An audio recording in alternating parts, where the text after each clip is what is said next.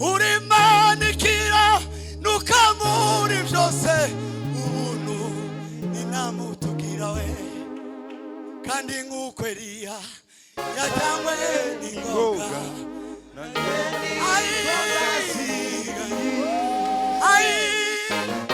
ibyago byose bizaba bishize hariho guhimbaza ubwo ibyago byose bizaba bishize hariho guhimbaza Imana kandi nguko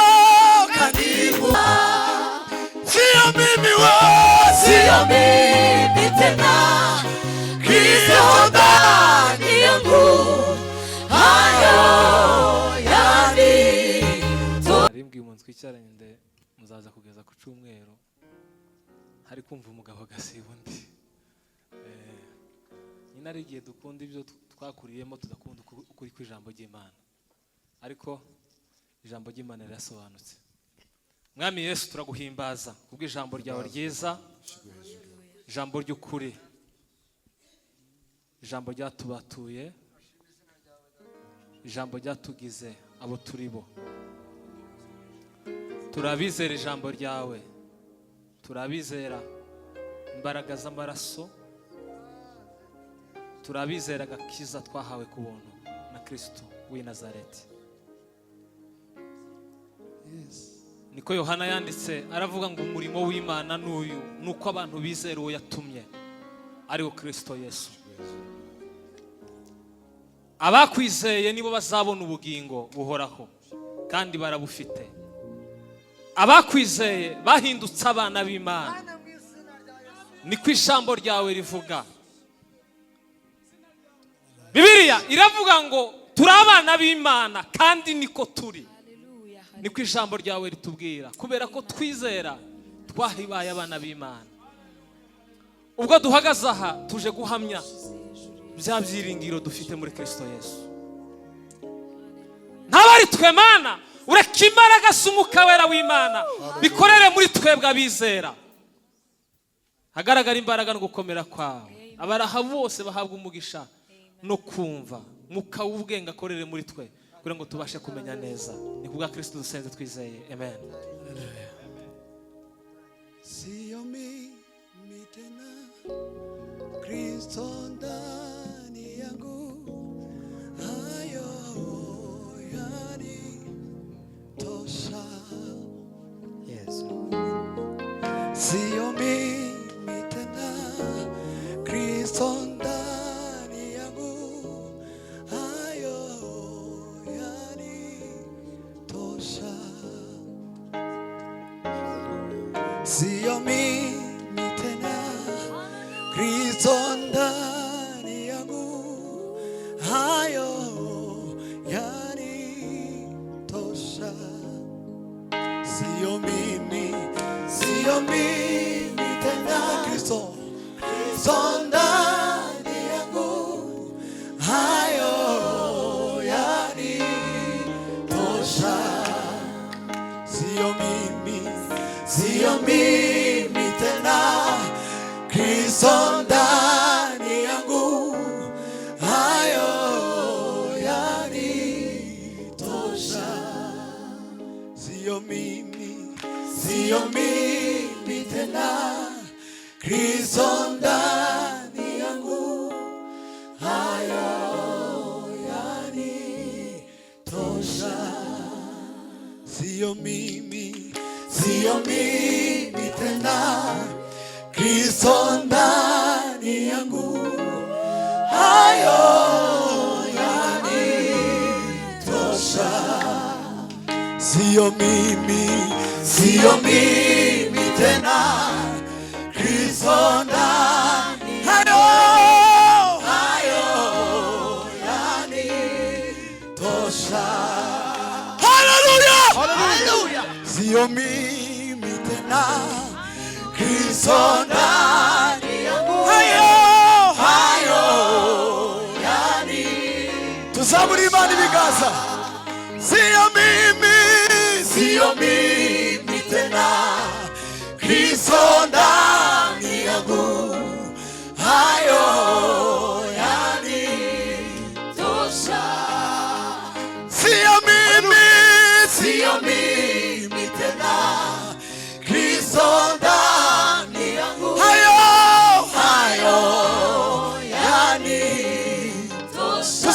Imani biganza. Haleluya. Sio mimi tena, Kristo ndani yangu. Hayo yanitosha. Sio mimi tena, Kristo ndani. Tukomeni Imana mashigusha. Hayo Imasimana. Haleluya. Sio mimi tena, Kristo ndani yangu. Hayo yanitosha. Haleluya. Sio mimi tena, Kristo ndani yangu. Hayo yanitosha. Haleluya. Haramasaha azagera kumva nayo gutarama hatarimo iby'amajimwe menshi, kumva nyine wowe utaramuka ukavuga Imana ugasenga. Haleluya. Sio mimi tena, Kristo ndani yangu. Hayo yanitosha. Sio mimi tena, Kristo ndani yangu. Hayo yanitosha. Sio mimi tena, Kristo ndani yangu. Hayo yanitosha. Sio mimi tena, Kristo ndani yangu. Hayo yanitosha. Sio mimi tena, Kristo ndani yangu.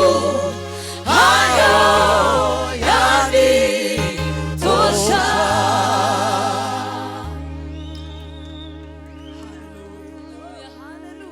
Kaduha Imana icyubahiro. Moise nawe natera izindi zibiri. Zamura data icyubahiro. Haleluya.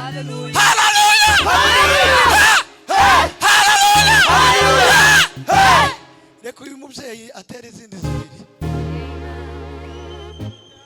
Tuzamure. Haleluya.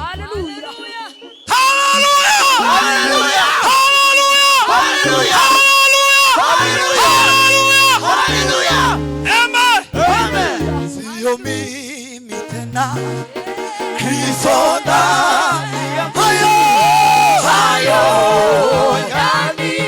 yanitosha. Sio mimi tena, Kristo ndani yangu. Hayo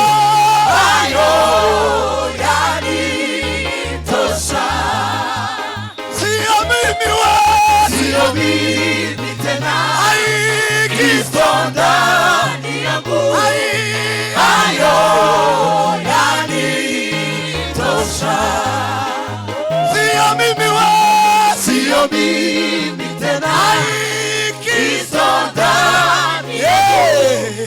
Hayo yanitosha. Haleluya. Ruboneka naza tera haleluya zibiri.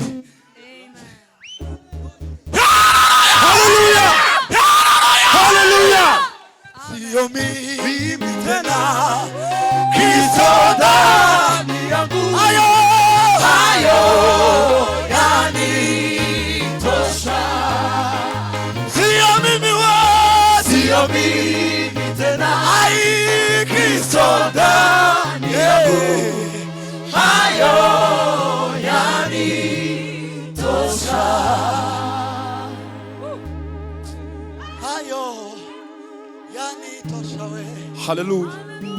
Hayo yanitosha. Urimanikira nukamuri byose ubuntu ninamutugira we.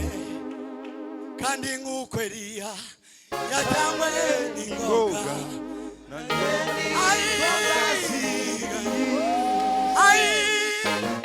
Ibyago byose hariho guhimbaza ubw'ibyago byose bizaba bishize hariho guhimbaza kandi nguko Eliya yajanywe n'ingoga naje nibaza ubw'ibyago byose bizaba bishize hariho guhimbaza ubw'ibyago byose bizaba bishize hariho guhimbaza ubw'ibyago byose bizaba bishize hariho guhimbaza ubw'ibyago byose bizaba bishize hariho guhimbaza ubw'ibyago byose bizaba bishize hariho guhimbaza ubw'ibyago byose bizaba bishize tuzaba ibihumbi turamya umukiza tuzamuririmba uri Mana igira tugabo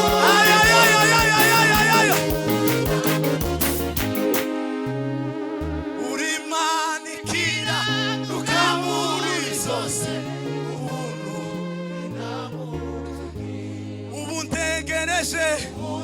tegereje kandi nihanganye kuzasobanukirwa mfite ibyiringiro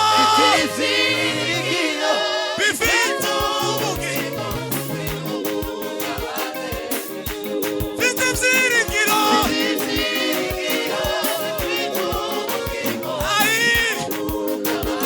haleluya mfite ibyiringiro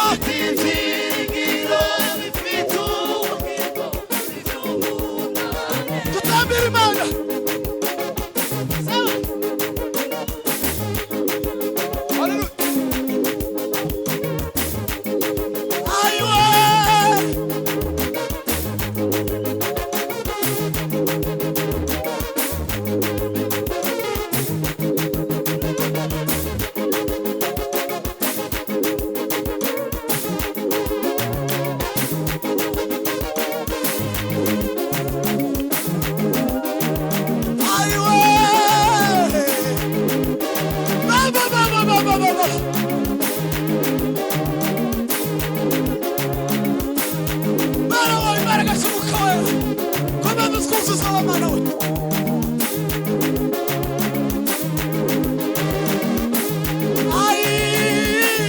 Hallelujah, hallelujah. Mana watura mukusanga. Imbaraga muri figitara naziduhindurira.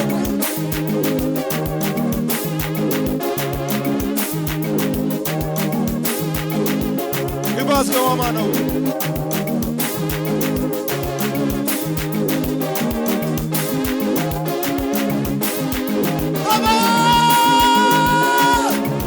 Hallelujah, hallelujah. Imma sala baralali.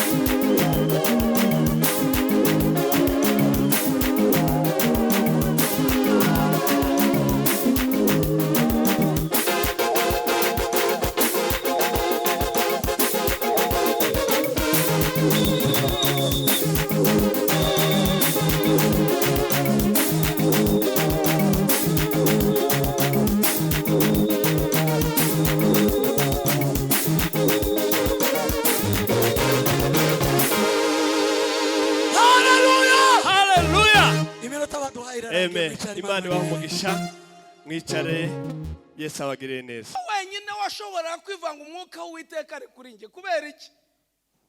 Hallelujah. Yesu muri we ntabwo yabivugaga afite umutima udashobora kugeragezwa kuko muri we nta kamere y'icyaha yamubagamo. Banyumva neza? Yesu nta kamere y'icyaha yamubagamo. Muri we imbere mu maraso ye nta cyaha cyamubagamo. Why? Yesu mu kuvuka kwe nta icyaha, reka mvuge ibintu byenda mu bigendanye n'ubuzima bwo mu mwuka nangwa se icyanditswe nko Yesaya bitubwiye nari busome muri Zaburi icyaha ntabwo gikomoka ku mugore, gikomoka ku mugabo. Noneho hari ibintu bibiri. Dawudi yihana amaze gukora icyaha. Haleluya. Yaravuze ngo man, mu byaha nimwo naremewe.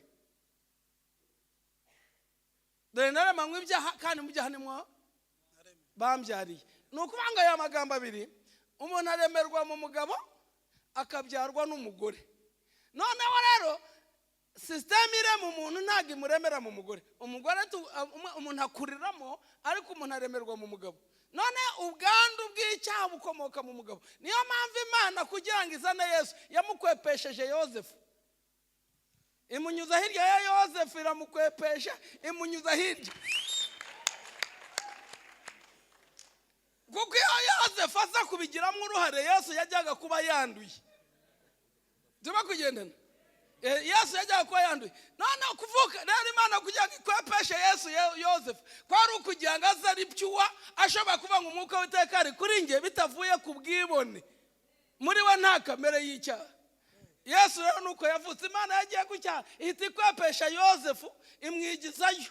Irangije icisha Yesu hirya ya Yosefu imuzana kwa Mariya. Noneho ubwo ikibazo kibikiye, Yesu abaho nta cyaha afite, ariko avukira mu ki? Avukira mu byaha, ariko ntiyavuka n'icyaha. Yesu yabayeho mu byaha, ariko ntiyaremanywe icyaha, ntiyari afite icyaha muri bwe. Niyo mpamvu ibyo yavugaga nta bwibone bwabagamo. Ariko ngewe mvuze ngo umwuka w'iteka ari kuri nge, bisaba kwitonda, kuko mfite kamere y'icyaha Satani yakuriraho ugasanga nabibyaje ibindi. Yesu w'ibyo yavugaga byabaga ari ukuri. Haleluya. Niyo mpamvu yajyaga kuvuga, yavuga ngo ni ukuri. Murumva aho icyaha gituruka. Dawudi yabidusobanuye neza. Naremanywe ibyaha mama nimwo ahita gusobanura neza nyine, wenda ntago bivuga muri detail, ariko duhita tubimenya. Duhita tumenya ngo umuntu yari aremerwa mu mugabo, noneho tugakurira kwa mama. Mama rero akatubyarira mu byaha. Yesu baramututse, yaravomye, umuntu wavukiye nyine wavukiye mu byaha, yaravomye, yarashenye, yararagiye, yarabaje, ibyo byose nyine. Ariko Yesu ntashobora kurakara uburakari bw'icyaha. Yararakaraga, ariko uburakari bw'ifuhe. Uburakari bw'ifuhe bw'ibintu bitagenda neza, ashaka gukosora, bw'ibyaha birimo gukorwa, bw'abantu bananiwe, bw'ababeshi n'abanyabinyoma n'indyarya. Ubwo burakari yarabugize, ariko butari mu icyaha. Urumva neza? Kuko hari abo yakubise abantu kabiri, abakubitira mu isoko. Ubwa mbere gutangira umurimo, yakubise abantu Yesu urusengero. Ubwa kabiri mu cyumweru cya nyuma nanone akubita abantu Yesu urusengero, abirukana mu rusengero. Njyanga ibyo murabyibuka. Ibyo yabaga arimo gutunganya urusengero, kandi byabaga ari ubuhanuzi bw'ibyo arimo gukora. Yesu abanga umwuka w'iteka, umuntu twizeye umwuka w'iteka ari kuri nge, kugira ngo kandi yansize amavuta. Yesu rero yari uwo nguwo ukomeye cyane kandi ufite imbaraga. Noneho hari ibyo bajya batubwira hano, umva ibintu Yesu yazanye n'umusabi biri hirya y'ibyo, ujye witonda ntukabishyemo imbaraga nyinshi. Hari ibintu dushyamo imbaraga ariko bitari mu byanditswe. Sinzi niba munyumva. Umva ikintu cya mbere, imirimo ya Yesu, abagwa neza kubwirwa ubutumwa bwiza. Icyo nicyo kintu cya mbere cyazanye Kristo, kugira ngo abantu babwirwe ubutumwa bwiza. Ikintu cya mbere kuri Kristo ni ukuvuga ubutumwa. Yesu yaje kugira ngo abagwa neza babwirwe ubutumwa bwiza. Haleluya. Ubutumwa bwiza ni iki? Ubutumwa bwiza ni iki? Ubutumwa bwiza ni ubuhe? Ntabwo mubuzi? Ni Kristo. Haleluya. Iyo umuntu ahagaze hano ku gituta ukavuga ubutumwa, ukavuga ko abantu bazakira, bazajya muri Amerika, bazagura imodoka, baziga, ntabwo bavuze ubutumwa bwiza. ntago ari ubutumwa bwiza. Reka nkubwire mu Baroma igice cya 1:16 hatubwira ngo nuko rero ubutumwa bwiza nibunkoze isoni kuko ari imbaraga ihesha gukizwa. Ntago ari ugukira, ni ugukizwa. Ntago babyumva. Ntago bavuga ngo ubutumwa bwiza buzana gukira, ahubwo buzana gukizwa. Butanga ubugingo. Ntago butanga amafaranga wayabona wacuruje, wanayiba, banayaguha, banayakuraga. Amafaranga ava mu bintu byinshi. Ntago ubutumwa bwiza buzana amafaranga. Buzana agakiza, buzana amahoro yo mu mutima, buzana ubugingo buhoraho. Amafaranga ava ahantu henshi kandi amafaranga ava mu bintu byinshi. Wacuruza, abantu benshi ni abakene kuko batazi gukora, batazi kubika amafaranga. Bakwigisha ukuntu winjiza no kuntu yabika, kuko hari ashira kuko urayinjiza ukayakoresha nabi. Expenditure and income ntuzi kubibalansinga, noneho warangiza ugakena. Ibyo ntago ari impamvu z'ubugingo buhoraho. Ibyo Bibiliya ntago yanabikwigisha, ntiyabona umwanya. Ibyanditswe byigisha iyo balance ni bikeya muri Bibiliya, nubwo nabyo birimo. Murabyumva neza, nabyo birimo muri Bibiliya ariko ni bikeya. Amafaranga yawe wayahabwa n'abantu, wayahabwa n'inshuti, wayatoragura, bayakuraga, wayapagaza. Ntago mubizi. Ariko ubutumwa bwiza Yesu yaje gutanga ni ubuhesha amahoro, ni ubuhesha agakiza. Pawulo yaravuze ngo ubutumwa bwiza ni imbaraga ihesha uwizera wese gukizwa. Yuhagaze hano ugatangiza kuvuga ngo abantu bazabona amamodoka, wakabyara we. Ntago urimo kutubwira ubutumwa gusa, nyine nabyo wabitubwira, ariko si ubutumwa bwiza. Nabyo kubivuga ni byiza. Hari ibintu byiza twavugira mu rusengero, ko n'urusengero warutiza abantu bagakoramo inama z'ubukwe. Ntago mubizi, yewe banakoramo n'ibindi. Ariko ubutumwa bwiza ni ubuvuga Yesu Kristo wapfuye akazuka. Iyo utabivuze uba wavuze ibindi bintu. Pawulo yahaye ijambo ryiza yavuze mu Bakorinto, amene mu Bagalatiya. Sinzi umuntu niba yahagera yakahansomera nk'aho bakubwira ngo mubwire ibyo uba wavuze. Ibice kimwe umurongo wa 6, icyambere umurongo wa 6. Irukanka habuze Abagalatiya 1:6. Bibiliya iravuga ngo ndatangazwa nuko mwimuye vuba mutyo mukareka wabahamagaye guhabwa ubuntu bwa Kristo, mukajya ku bundi butumwa, nyamara si ubundi ahubwo ni ikindi. Urabyumva? Hari abantu barimo kubwiriza ibindi bintu bitari ubutumwa. Pawulo yabyise ngo ni ibindi. Iyo ari kimwe bakita ikindi. Hari ikindi ubwiriza kitari ubutumwa bwiza. Iyo utarimo kuvuga Yesu urimo kubwiriza ibindi. Ibyo rero byatangaje Pawulo. Nanjye ntangazwa iyo urimo kubwiriza ibindi bintu bitari ubutumwa bwiza. Iyo utavuze Yesu ntukajye ejo udakwiye kugaruka. Ubutumwa bwiza ni Yesu wapfuye akazuka. Out of that ni ibindi bintu bitagira ubwoko, bitagira izina, bitagira kabira, bitagira